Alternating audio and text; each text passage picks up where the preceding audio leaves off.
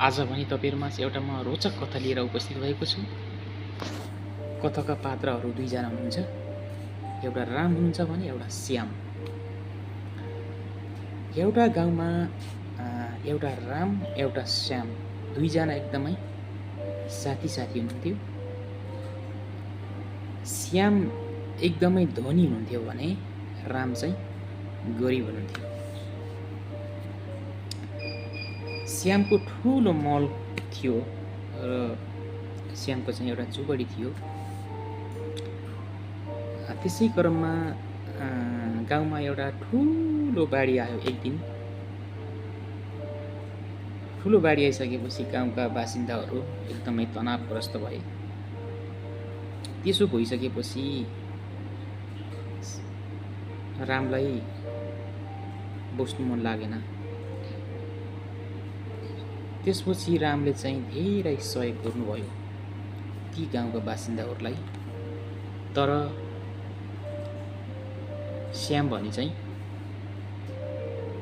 घरदेखि बाहिर आउनु भएन। उहाँले चाहिँ कसैलाई के भयो कस्तो भयो भनेर पनि उहाँले चाहिँ भन्नु भएन। र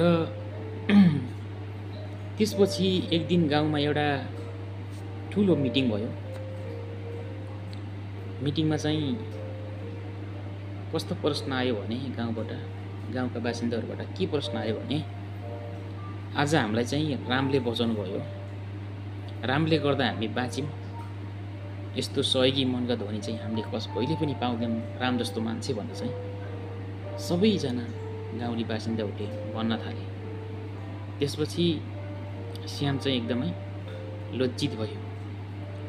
ओहो, पैसा मात्रै भएर हुने रहेनछ, माया ममताको लागि चाहिँ सहयोगी भावना हुनु पर्दो रहेछ भनेर चाहिँ रामले मनमा नै सोच्यो।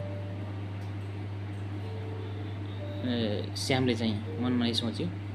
रामलाई चाहिँ मान सम्मान फुलमाला लगाइदिएर है रामलाई चाहिँ धेरै माया ममता सम्पूर्ण गाउँ बासिन्दाहरूले माया ममता दिनुभयो।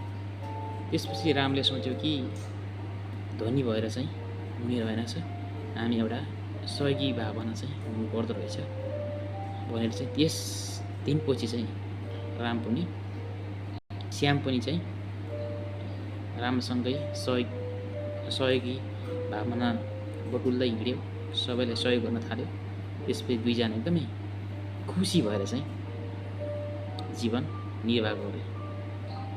ल, यति भन्दै म मेरो कथालाई समाप्त गर्न चाहन्छु। कस्तो लाग्छ सल्लाह सुझाव पक्कै दिनुहुनेछ। Thank you so much.